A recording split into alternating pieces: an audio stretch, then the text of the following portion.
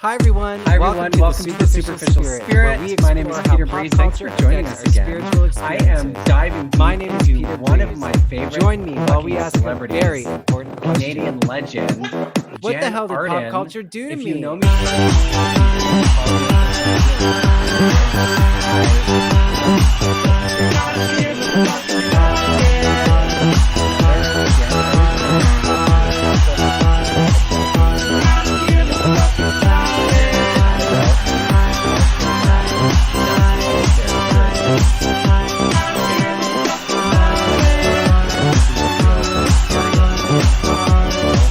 I'm so excited to talk to another fucking Jan Arden fan. Okay, so let's get Dustin all the way from BC.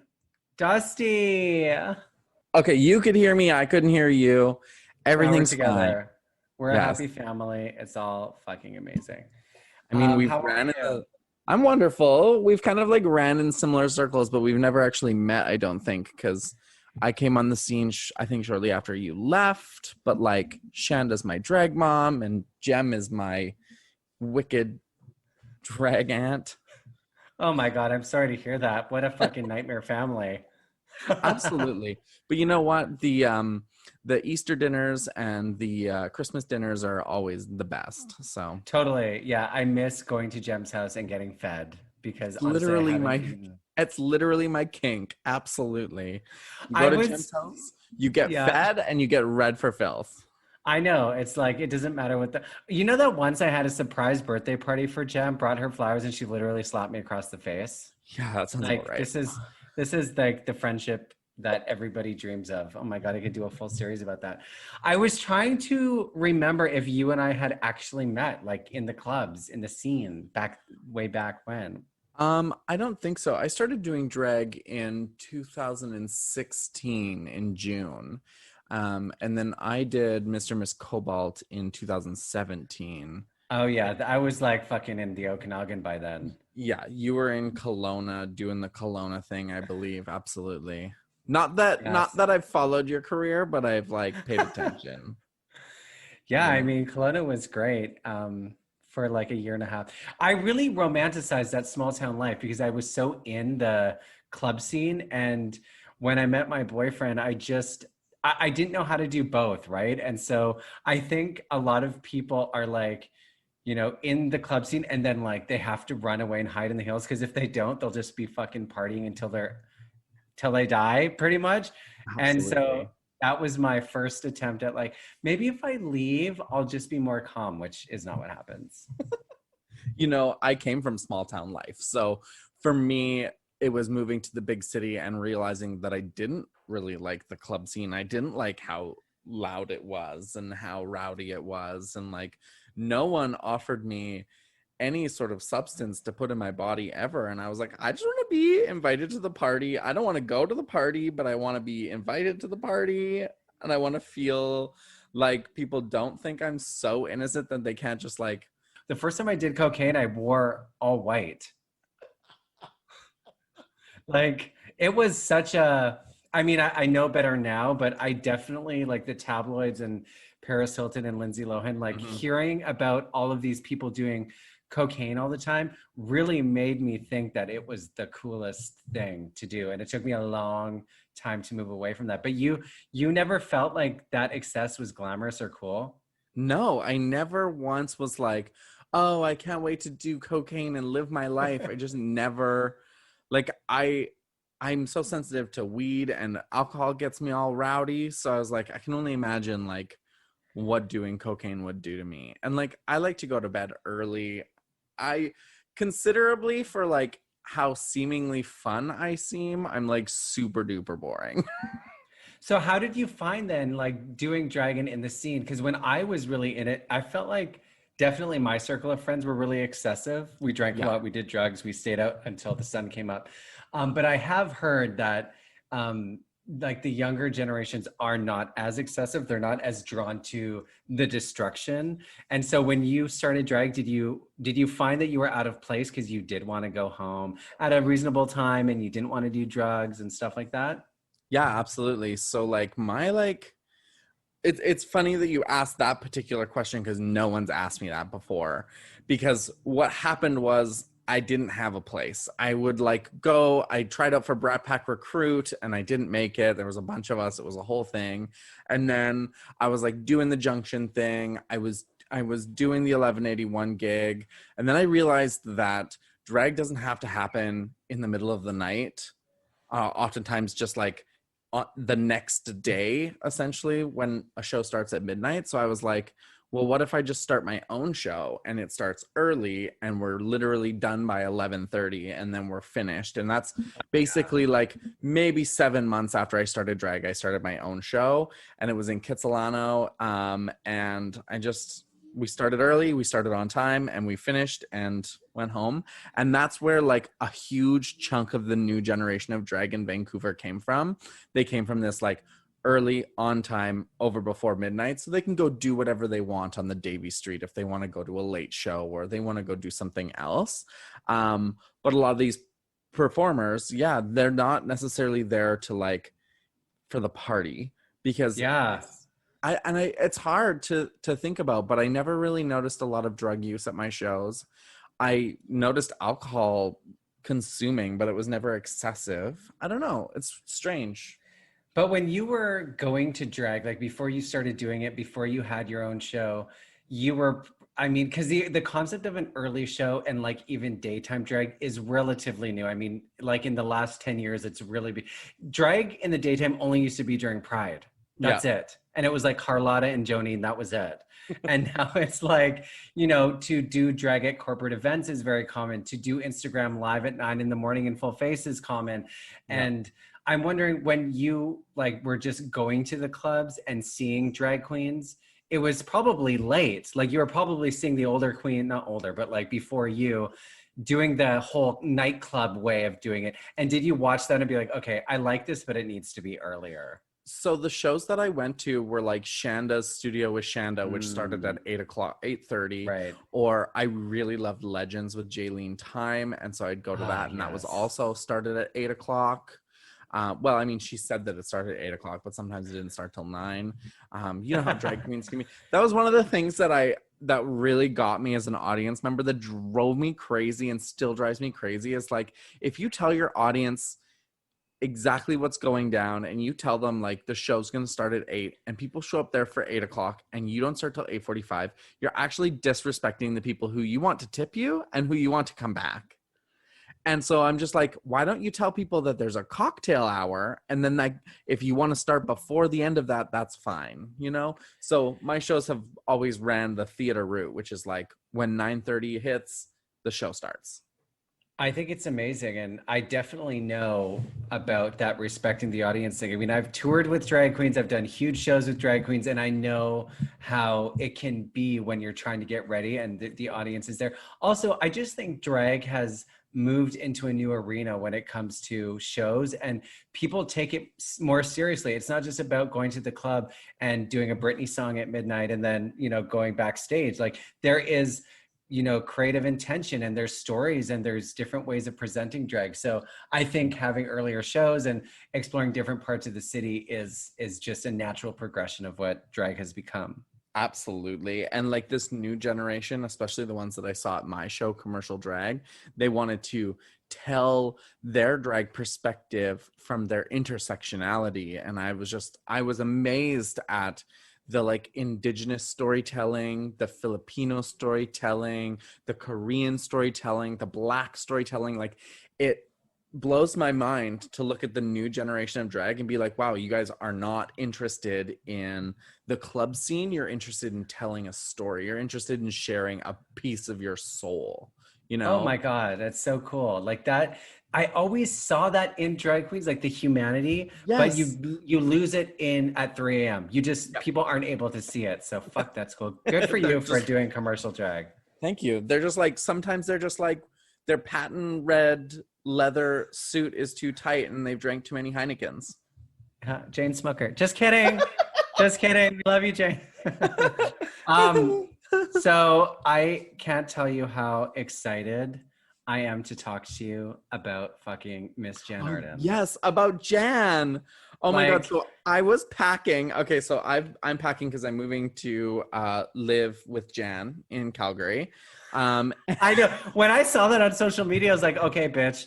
Like, we're supposed to have this podcast about Jan Arden, and suddenly she's moving Yeah, next the door to land of Jan. Everyone who knows me knows that I love Jan Arden, and most people don't even know who Jan Arden is, especially in What? my friend group. My friend group who are like 25 and younger are just like, Okay. "Who's Jan Arden?" And I'm like, "Okay, stop." But Oh my God. I was packing, and I found, you know Trevor Risk? Did you ever meet Trevor Risk? Yes. Yeah, Yeah. yeah, yeah. He gave me an insensitive single cassette tape. And she signed it in the summer of What? 2018. And it says, and she was just like, "To my beautiful unicorn, love you lots, Jan." And it's like signed, and it's magical. And also has all of my ticket stubs from every single Jan Arden concert I've been to. Okay. You know, I honestly have never met another Jan Arden super fan because she is a really like she's woven into like the Canadian 90s female music scene, but there was also huge stars that came out of Canada like Shania Twain, Avril Lavigne, Alanis Morissette. So Jan Arden is definitely a huge force in Canadian music, but you know, if you weren't, I guess in the 90s, I guess it depends where you were in your life. Like if you were super young, you might not remember, but you know, when Britney came out, I was listening to Britney Spears and Jan Arden, and people would be like, "Why are you listening to Jan Arden?" My mom listens to Jan Arden. I was like, "Are you like it?" She always spoke to me, and I grew up in Calgary, so Yeah. it was so cool to have somebody from your city become so famous. And even to this day, when I go home for Christmas, my sister, my mom, and I drive around Springbank, which is where Jan Arden lives, and I pull up her fucking Instagram and Facebook stories and try and match the scenery so I can find out where she lives. I can't wait to do that with you. Oh my God. That's gonna be fun for us. Yeah. I feel like one day I'm going to be able to sit down and have a coffee with her because she just seems like such a down-to-earth person. One of the things that I find really unique about her career is that she didn't necessarily get her big break until she was a little bit older. 30. And Yeah. that's like super inspiring. And also like I think that there was probably a time in her career where she really really wanted to break into the States, because obviously every artist wants to do that in their career, especially in music, because that's where the money is. But I feel like Canada loved her so fiercely, and I think there must have come a point where she was just like, well, if it's not going to happen over there, then I'll just allow for it to fully happen here. And like, you know, because we got people like Shania and Celine and Alanis who are Canadian, but they're so far removed from our country, our culture, our politics, those sorts of things. Whereas Jan is woven into it, and like I'm not patriotic towards Canada. I'm more on the like land back side of that conversation. But when it comes to like artistry and Canadian culture, I feel like Jan touches on what being Canadian's all about, which is like smart mouth, stand up for what you believe in, love your friends, love your community. And like she could have moved anywhere in the world and she stayed in Calgary.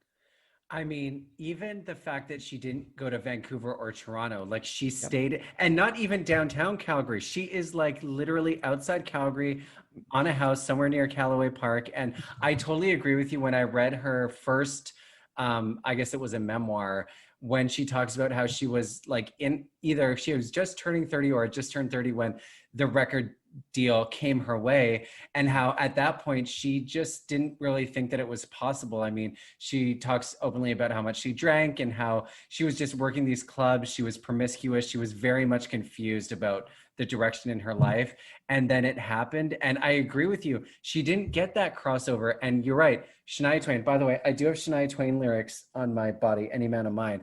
I also love Shania Twain, but there is this untouchable quality about that level of fame.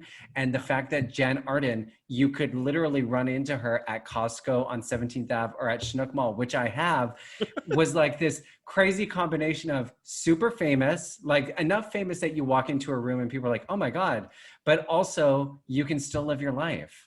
Yeah. Absolutely. I when I lived in Calgary before, I managed a crystal store on 10th Street, 10th Street in Kensington. Kensington, And yeah. we had psychic readers there, and this one woman came in and she was like, "Yeah, I'm getting a reading for my friend Jan." And I was like, "Cool, yeah, no Oh my problem, God. hang out." And then I didn't put two and two together, and like we had huge windows in the crystal store, and Jan pulled up in her Range Rover, and the woman pointed and was like, "There's my friend Jan." And my Oh my heart God. stopped in my chest. And she walked in and she was very low key. She did not, like, you could tell, like, she did not want the attention. She was coming for a psychic reading. That was the tea. She ended up buying a couple of crystals from me, which was really, really cool. But I wasn't once like, "Oh my God, you're Jan Arden." Like, I kept it cool, which I don't normally do. So I'm proud of myself for that. So my first time meeting her, again, like I said, I was obsessed with her in high school. And Jen Arden used to have a restaurant on 17th Avenue called the Arden that she owned with her brother. And my friends and I, this is like when I first got my license. So I was 16 years old. We would drive around the city. We would drive out of the city, you know, new to driving, whatever, smoking cigarettes. And we're like, let's go to the Arden. You know, we all asked our parents for money and we went there. We didn't think that Jen Arden was going to be there, but we just wanted to go and eat the food. So we go in, we sit down, we're like looking at the menu, and then fucking Jen Arden walks in.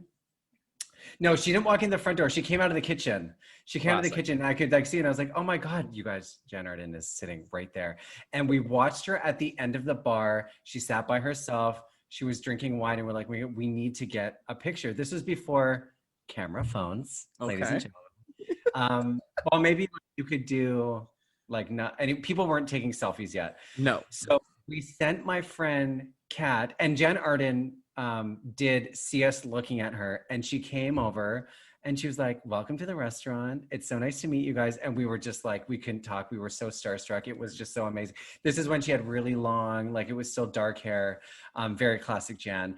And anyway, so Jan goes back to the bar, and we send my friend Kat like 4 blocks away in the middle of winter to go buy a disposable camera so that we can get a picture. So we're waiting, we eat our food. Kat comes back, her face is red, she's sweaty. She's like, "Oh my God, I finally got it." She pulls out the bag, and instead of buying a disposable camera, she bought fucking film. So we don't have a camera, we just have film. And I was like, "Oh my God, this is literally the worst day of my life." So anyway, we finished the meal, like we're kind of sad, but as we're going out, Jan's like, come say hi. And so we went over to the end of the bar, and I was talking to her about "I Would Die For You" because that was my favorite song of that. Yeah. Like, I love that song so much. And she's like, "You know, sometimes songwriting is so simple. It's just like, I would die for you." And I was like, I love that song. And then I said to her, "I really want to be famous." And she's like, "You know, being famous is kind of like having food on your face. Like you walk in and people just stare at you and they don't really know what to say."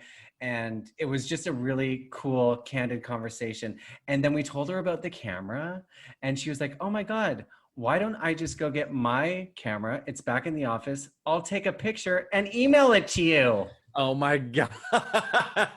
And we're like, "Oh my God." Okay, so she goes and gets her digital camera. She takes a picture, we leave. And like 3 weeks to a month later, I want to say, pops up in my email. It wasn't directly from her, it was somebody from her office. But it was just like, "Hey, Jan wanted me to send this. She sends her love." And I still have the picture. Like, what the fuck? How That's cool is that? amazing. That's really Yeah. sweet. I think it was 2 summers ago, I went to the Peony to see Jan.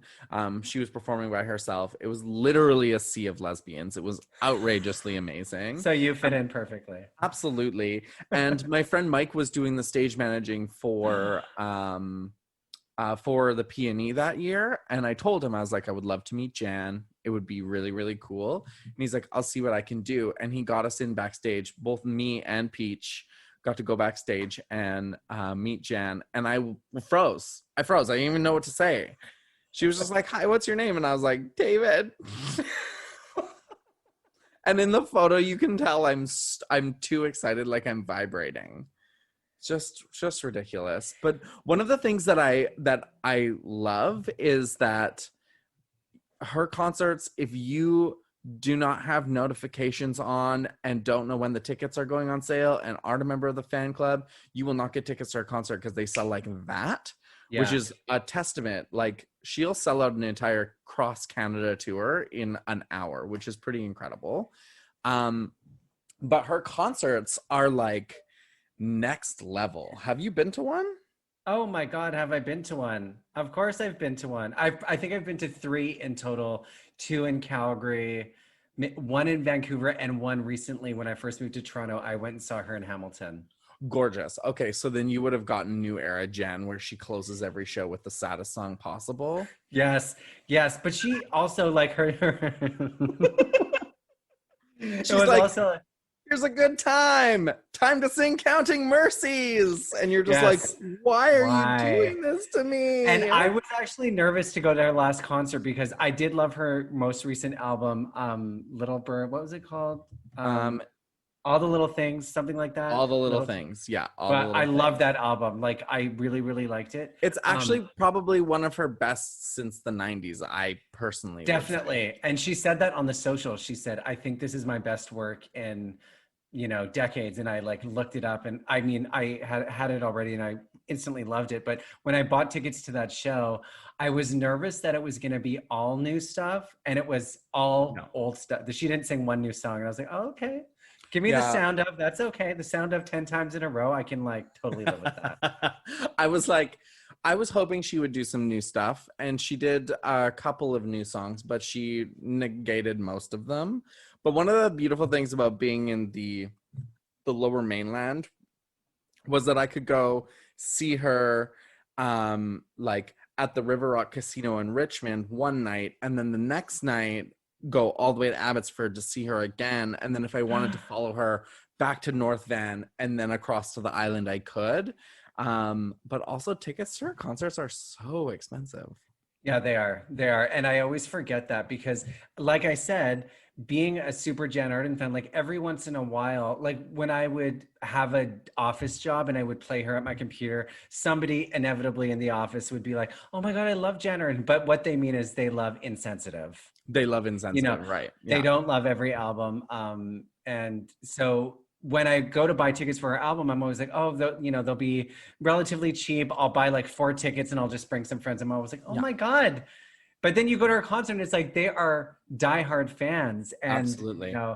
Evan, when I took Evan, my boyfriend, to the last concert, and she made a joke about PMS and was like, I screamed with like the whole row of females. And he's like, why did you scream at that? I said, I don't know. I just was like, I just feel like she is so funny. I love her so much. I feel like such a personal connection to her. And I'm so happy that she is a part of Canadian culture because like you, I find it so inspiring. Sometimes when I feel like I beat myself up a little bit because I feel like maybe I could have gone further with my music if I wasn't so fucked up and I had more focus or blah, blah, blah, blah, blah, woulda, coulda, shoulda. And then I think there are so many iconic Canadian artists who have become a staple in their own right. And not even just Jan Arden, but like Michael Venus and Joni and Carlotta. Like there are people who do the marathon that never become the international star, but are so important. So important. Absolutely. And you know what, like I said to you as we were like texting and starting to connect, I was like, I heard about you when I was living in Calgary and this Buy Me a Drink came out and it like raged across the young party scene. And so Peter Breeze was this name that I knew, and it's not a name that's going to disappear, and this is a perfect segue into talking about how an illustrious career in one direction can turn into an illustrious career in another, because the parallel to you and Jan is that now you've started a podcast, whereas Jan has started this sitcom, and a sitcom that has become the #1 comedy in Canada and has been picked up for the next 3 seasons. So, oh my God, I didn't even know that. That's great. So they're guaranteed 3 seasons, and they just had their writer retreat for the 3rd season, which is, I have been listening to Jan's podcast because her entire creative team is females. It's all women, and they all come from different backgrounds. The one creator, Leah Gauthier, is like, she's from the reality TV world. And then Jenica Harper has written for like Supernatural and Winona Earp and like all of these shows. So they have sort of like this like cool balance. And then they allowed Jan to like guide the narrative also and be a writer and be an executive producer right out of the gate, which is like, you know, she probably doesn't have the skills for that in the sense of like having done TV like narratively, but that's what brings the TV show to such an amazing place because it's purely her. And I've watched the last night's episode 3 times now because I wanted to watch her acting.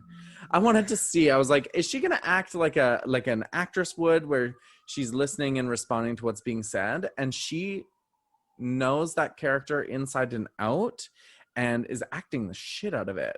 It's pretty incredible to see. Yeah, I feel the same way about, first of all, thank you for making parallels between me and Jen Arden. Now I can literally stop everything that I'm doing and just be happy that I've made it. But I agree that when I saw her post on Instagram or Twitter, whatever, that she was doing the show, I was like, this is what it has all been leading up to for her. Because if everybody who goes to a Jan Arden show inevitably tweets or makes a Facebook post and says, you know, if Jan Arden stops doing music, she should have a talk show because she's so fucking funny. And when they announced the Jan show, I just was like, this is going to be so good for her. And it is. And I do think that like the first season, I was like, oh, there was a couple like, you know, you could tell that she was comfortable in front of the camera, but there is a whole layer to like, there's a difference between being on a talk show and being Jan Arden and being funny and being on stage, and then like putting that energy into like the format of a script and scenes. And I felt like I just watched the first episode of season 2 before we spoke, and she is so much more polished already. And I feel like there's a momentum and a confidence that wasn't there in season 1, but you can tell that there's already been a significant increase in like, I don't know what you call that, because it's not that she wasn't good in season 1. It was just, it's becoming more polished. I wonder, and I don't know whether I'm going to do this research, but maybe you're interested in doing it. But like, I wonder if there's any parallels to that with Reba. You know, whether season 1 of Reba was also like, I felt like in season 1, Jen definitely held back a little bit. She didn't hold back in the sense of them being like, how do you feel about physical comedy? Because she does physical comedy better than anyone I've seen in Canada. So she's like funny. She's like a bisexual woman version of Jim Carrey. Like, it's hysterical. Like first, yeah, I just want to stop you there because the bisexual thing. How surprised? Because first of all, rumors in Calgary, when I started going to the gay bars in Calgary, there was always rumors that Jan Arden was gay, and she would be at the she would come to drag shows, and it was just very, very common. Even in Vancouver, like people in the queer scene, it was kind of known that Jan Arden was at least bisexual. And I wondered, because she's never publicly talked about it too much. I mean, she's said like, there's a million shades of gray and things like that. But when last season, she did the whole, like when the bisexual storyline was at the forefront, I was so proud because it must have been a conversation for her behind the scenes, like, do we or don't we? And she said, let's do it. I think that putting the bisexuality in there was her choice fully and completely, personally. And that's one of the questions I will ask her when I meet her, for sure, because I'm really, really curious. However, I do know that being a woman in the 90s and being bisexual, it might just be easier to just like not talk about your love life and just sing. And especially considering who her primary audience was. Like, we're two white queer people, right? Yeah. And so there are people like not like us who like her music, you know, like the people who are south of Edmonton, in Leduc, and you know, all of those tiny little towns. Those people might be like, oh, we ain't got no bisexuals up in here, get out of here, you know? So I get it. And like, there's probably other personal things wrapped up in there as well, right? But I personally loved it, and the show owes a lot to Schitt's Creek because they definitely function in a world where there is no biphobia, no homophobia, there's no questioning it. They're just like, that's Jan's ex-girlfriend and that's Jan's ex-boyfriend, and it's so effortless. Yeah, I felt like that's what they really, really nailed, was that there was no, like, it wasn't a coming out, it wasn't an explanation. It was just like, Nope. this is what the life is. And that is how you do queer stories, people. It's not always about coming out. It's just about like, this is an interesting character who happens to be bisexual, but that's not the point of the show. Yeah, exactly. And like, not focusing on homophobia or biphobia, focusing on a world that is created around someone's coming out, right? Like the aftermath of it all, which is like the joy and the acceptance and the togetherness and the realization that your family don't hate you because you're gay. Your family hates you because you're a fucking bitch. Oh my God, exactly. Or you're too famous for them. I love that in her show. She's like this bratty. First of all, I love. There's so many things that I love, and I need to organize my thoughts. I love that she makes fun of herself. Like in the first season, she was performing in like the parking lot of a Yeah. grocery store, and this episode she was in like a Costco doing like an autograph for her book, and there was like 15 people, and it's funny because you're like, that maybe is true, like maybe Yeah. that's what would happen. Like I just, to have that confidence to be vulnerable and make fun of yourself at the same time, not everybody can pull that off. No, absolutely. One of the things that I really like is seeing a lot of her iconic Canadian friends join her. Like Sarah Oh my God. McLachlan in this opening episode was just what a treasure. Like what a treasure. Like I love Sarah. I love Jen more, but I love Sarah. And watching those two women fight each other was the funniest, most joyful thing I felt in a very long time. It was like, oh my God, of course these two Canadian divas are going to have this rivalry. And like, you never really put it in your mind, but it's so funny that Jen Arden would hate Sarah McLachlan, because Sarah McLachlan was like always just a little bit bigger. And, you know, she was just, because Sarah McLachlan was also like on Full House. I just realized this recently, on Full House in Stephanie Tanner's bedroom, there's a Sarah McLachlan poster. And I was like, oh my God, Sarah McLachlan was international. Like her album Surfacing was like massive. And so Jan Arden was probably always like a little side eye to Sarah, because Sarah was, you know, a little bit. Jan got a single. She never got an album, right? Like Sarah did. I'm reading a book by a local Vancouver author named Andrea Warner. And I can't remember what it's called. I think it's called Women Who Rule the 90s or something like that. I will fact check it in a moment once you talk, but it's basically about how Celine Dion, Shania Twain, and Alanis Morissette, and Sarah McLachlan ruled the Canadian airwaves in the 90s, and how each of them fit a specific archetype that then created an overarching theme about like powerful womanhood. And like Jan performed at Lilith Fair. She performed at Sarah McLachlan's all women's festival, and like that was probably very triumphant for her. It was also probably a lot of community, and to see Sarah in a way that we've never seen her before, because we see her, you know, singing to puppies that are going to be euthanized, and we see her sometimes on the social and like all these things, but to see her play this caricature of herself and to see someone like Jan be able to pull that out of her is really, really special. And because we get to see things about people who we've loved our whole lives, and we know it's in there. We know that playfulness is in there. But again, what Jan said about celebrity, it's like you have food on your face. No one knows what to say to you. Could you imagine being in that space and being like, well, this is my brand, so I don't have to do this. But now Jan is like flipping that script and is like, okay, but our brand can be whatever. Like we're older now, we can do whatever we want.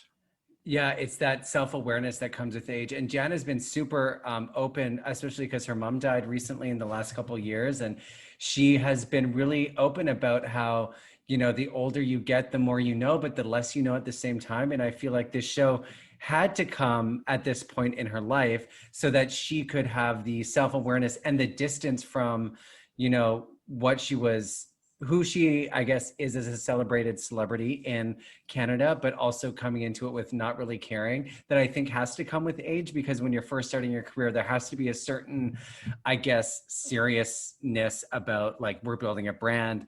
who are you? And also, she's sober now. So can you, if you're somebody who struggles with excessive use, addiction, whatever, which I have, you have a lot of shame that's built up. So like the anxiety that just comes with being who you are day to day, it would probably be very, very hard to do a show like this if she was still drinking and dealing with the shame of being hungover, going too far, maybe still dealing with coming out bisexually, as a bisexual publicly. Like, who fucking knows what was going on for her mental health? But like, to have that clarity and to have distance in her life now from that more dense energy is like, of course she's going to have a TV show now, because she's in this space where she can fully embrace who she is in front of, you know, a huge audience in a brand new way. Exactly. Yeah, so the book that I was talking about before is called We Ought to Know, How Four Women Ruled the 90s and Changed Canadian Music by Andrea Warner. She's also the person who wrote the authorized biography of Buffy St. Marie. So I might need to read that. You know, Yeah. I think it was Jen Arden actually in an interview. She said, you know, in the 90s, it was Shania Twain, Alanis Morissette, like you said, Shania Twain, Alanis Morissette, Sarah McLachlan, and Celine. Not only were they huge stars, they were literally keeping the Canadian music industry in business. Like they were, billions of dollars are being generated by these women. And I would love to read that book. And I, funny enough, naturally do find a connection with all of those, like Shania for sure, Avril Lavigne. Although, you know what's interesting about Avril, side tangent, her albums were really successful, but they went down very quickly. Like it was like 9 million, 6 million, 2 million, 1 million, which is obviously still a lot, but Avril was like a very niche, like she had a specific moment. It was like the anti-Britney. And then she really just kind of like went down.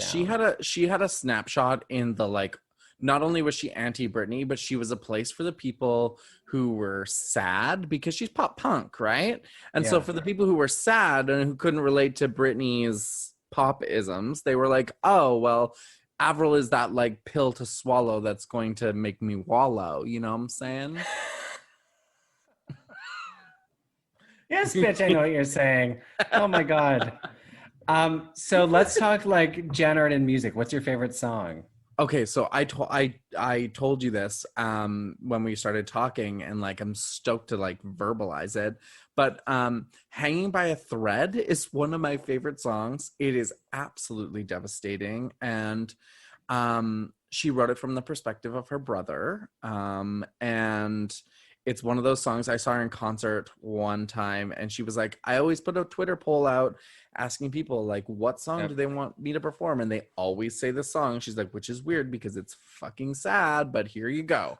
And it's just one of those songs that gets me. The problem with picking a Jen Arden song that's my favorite is hard, because I kind of have like a top 3 moment going on. Oh, well, why don't you give me your top 3? Okay, so it's Hanging by a Thread. And then Nevermind, which is never made it onto an album. It was on It was on her Greatest Hurts. Oh yeah. Right, which was a compilation album. But Nevermind is just like, it gets me whenever it comes on shuffle. I'm like, and she's done it once in concert for me. Only just for you. Me. And it just blew my mind. And then obviously, my third one is Could I Be Your Girl? It's just one of those ones. Fuck, it's just like hits me real deep. Could I Be Your Girl? I love the music video. It's so weird and doesn't make any sense. Also filmed in Calgary. She also has a style of video that is like, I mean, that encapsulates the 90s for me. I want to go back to Hanging by a Thread, because you said that was, I know it's written by her brother who's in jail because he was accused of murder, rape. Well, it was. I think that it was murder. I haven't looked into it. She doesn't talk too much about that, but it is in her book, and she does, you know, it's not a secret, but it's obviously not something she discusses a lot. And it is a really, really sad song. Like, I'm just looking at the lyrics. When I cry, when I'm sad, I think of every awful thing I ever did. Oh, when I cry, there is no love. No, there is nothing that can comfort me enough when I cry, which is like I mean, honey, I've listened to that in the bath about 300,000 times this month. But then you have Nevermind, which is about, I saw Nevermind what you think you know about me, Never mind what you think you see on the TV, which is about her being famous, I guess. That's how I interpreted it.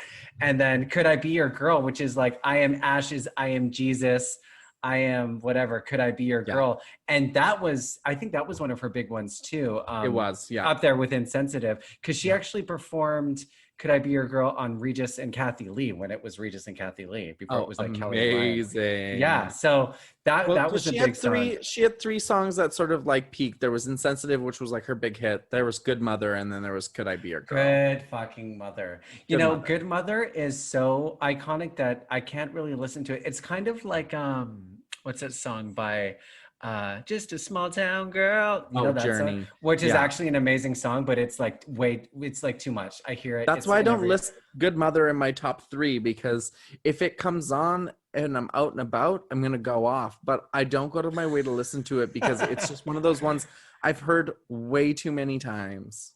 Yeah. You know? Yeah, I do know. I think, so I think I'm pretty sure that my number 1 favorite is Wonder Drug. Nice. Be my lover, be my baby, be my wonder drug. Yeah. I want to get it tattooed on my... That's on brand for you. It totally is, hey? I want to get it tattooed on my neck. I've thought about that a lot. I don't know what my other 2 would be. I have to think about it. I really like the sound of... Yes. I really... Like, when I listen to the sound of, I'm like, how do I describe this type of music? Like, it's pop, obviously. It's catchy, it's melodic, it's beautiful. But there's like a haunted quality to it. Like, and she always says it's a sad song that's disguised as being a happy song because it's about one-night stands. Yeah. Oh my God, it's just like, it's so good. It's so fucking good. I never get tired of it. We can talk about, we'll talk about I Would Die For You, because that was like a young one for you, which is like, what's really interesting is that there's so many songs with the same fucking name. Yeah, there's something totally. There's something magical about that song. See, here's the thing, like what I think people need to know about Jan is that if you like her music, go see her in concert, because afterwards you will love her music, because there's something that people don't understand about her, and that's the musicality of it all. When she's in it, when she's singing and she's playing her guitar and she's in the music, you can see every single experience going through her head that created that song from her perspective, and the relationship she has with her band members, those sorts of things. It's undeniable. Like the aura bubble around them while they're performing they're making magic at the same time. You know what also gave me that impression was the her album Live with the Vancouver Symphony Orchestra. Yeah. Oh my God. The first time I went to Walmart, I bought it. I went to my friend Kat's house. I smoked a joint. This is when I smoked pot. I was probably like 17, 18. And I remember hearing those songs with an orchestra and realizing, like you just said, the musicality behind these delicious pop songs. It's like, there's so much that goes into what she's creating, because you see the finished product, right? You could even break down Toxic by Britney Spears. I mean, behind it, there is a musician somewhere, even if it's not Britney. And it's so interesting to dive deeper into deconstructing these amazing sounds and how they come together. And when you put a fucking orchestra, and Jan Arden's voice is like a bird and she sounds so amazing. It's too much. She has a new album compilation coming out on Thursday. What? Which is, she just announced it today, because on the recent episode of Jan, they teased a little live snippet of Insensitive. And it's called Jan Hits and Other Gems. She looks stunning. She's in a red background, sitting on a patent red leather couch, and she looks absolutely vegan and delicious. Yeah, she's vegan now, yeah. Yeah, and it's coming out this Friday, so it should be out on Thursday night for us. I feel like we may need to do more of these Jan things. I mean, what we could do is we could start a side podcast and just do reviews of the show. Yeah, of the show. I think that's a really good idea. And then like, because is her book out yet? No, it's coming out in October. Okay. Have you pre-ordered it yet? No. Oh my God, have you? You're a better No. fan. Oh, okay. I'm um, just dedicated, that's all. yeah. I what did you think of the first episode? Like set the stage for us because she's fresh off of no, she leaves the tour. She leaves the Sarah She McLachlan leaves the tour. tour without finishing the final concert, which I'm like, okay, interesting. The episode ends with her and Sarah McLachlan getting into a physical altercation outside Max and Dave's house. And I'm just curious to see what sort of flashbacks we're going to get. But here's my prediction for you, Peter. Okay. Here's the tea. This is my writer brain. There's something about her manager. Her manager is Kale, and her other manager is, oh my God, what's his name? I can't remember. Okay. He said that he has a new client and she's an up-and-comer. Yeah, who do you But think you it is? don't- Oh my God. Yeah, I don't know, but I have a feeling that that's going to be the Same. main antagonizing point throughout the season that is career related for her. And we still have to wait and see what sort of like family shenanigans they're going to get up to. I have a feeling that there's going to be some stuff that goes down with Nora, which is going to be really heartfelt and emotional, but we actually get 2 extra episodes this season. So Nice. So how many in total? 8 in total. Okay. I do feel like they're setting up, there's like an aloofness to Jan and how she interacts with her family. Like she sort of comes and goes as she pleases, and she sort of is like taking, like she shows up and Yeah. she's like, well, I bought you this, so I'm doing this. And it's sort of like that like wall between, like, her family's obviously looking at her a little bewildered, like, what are you talking about? What are you doing? And what I liked about the first season was that she's grappling with being like an aging celebrity, and she's like, how are we going to work? What's the angle? How are we going to make money? And I like that because that's probably what our life is like. You know, nobody is really, except for CTV and the social and you and I, nobody's really banging down the door to like get Jan Arden to do anything. I think she's probably had to be really proactive. And that's another thing I find really inspiring. And I hope that they explore that too, like having a young up and coming singer-songwriter that, you know, is sort of putting her own mortality and her own career in where her career's at in her face. You know, nothing makes you feel more washed up than someone who's young, beautiful, and 10 times more talented. Well, right? So my thoughts is that it could be anyone, but I'm thinking it's probably going to be Alessia Cara. What? Do you think they're actually going to use her?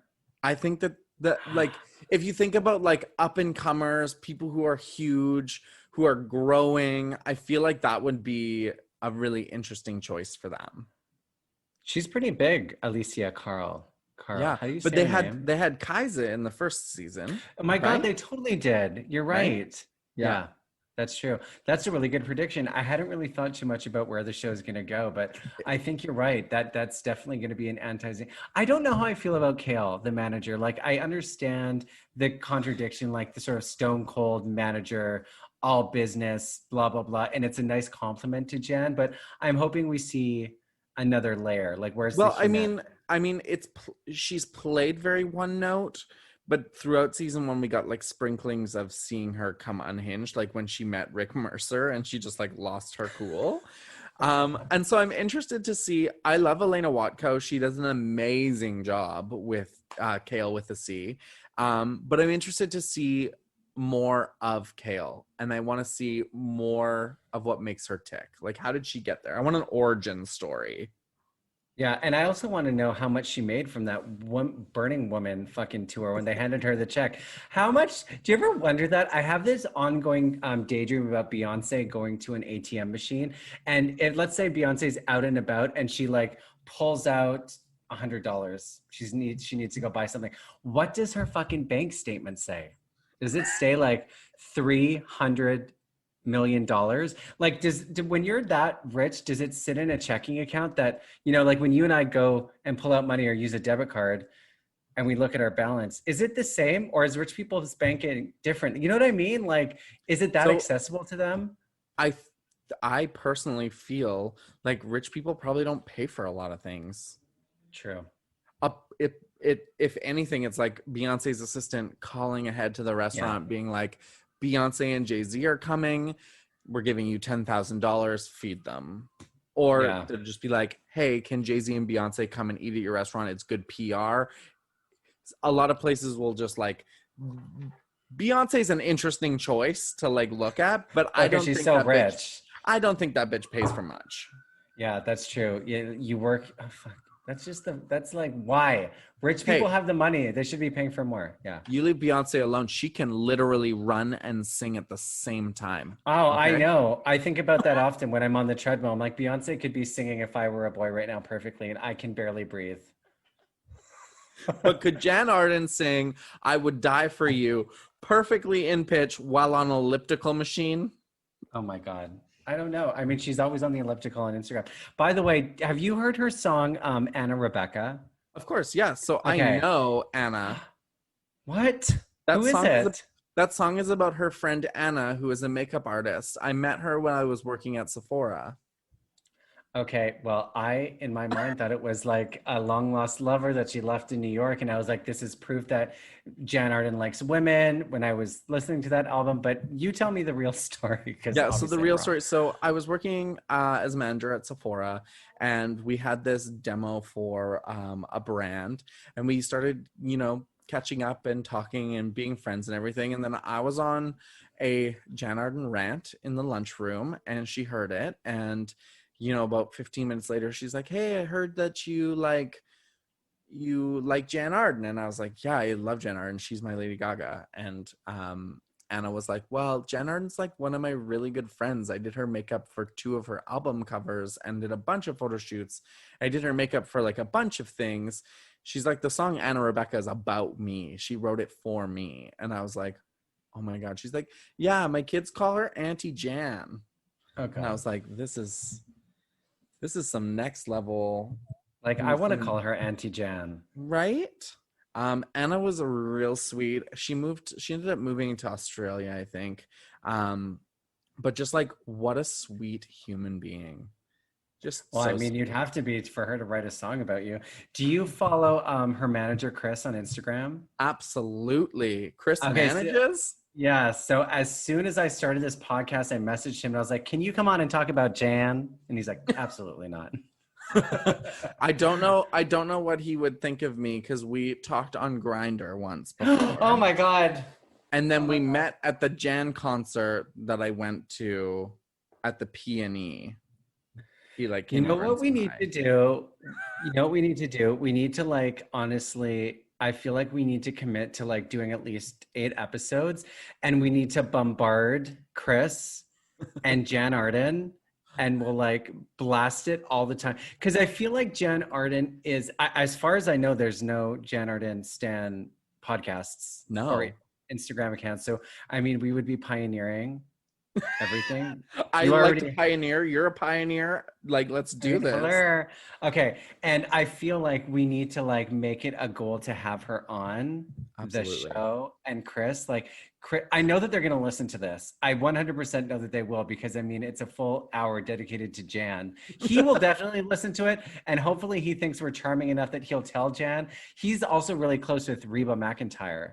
My friend Orville Peck just did a cover of Fancy, and Reba was talking about him too. So, I mean, this is, okay. Our lives are changed. So what are we going to call our Jan? I don't know. Podcast? We could call it Auntie Jan. We could call it This is a Jan Stan. Oh my God, Jan Stans.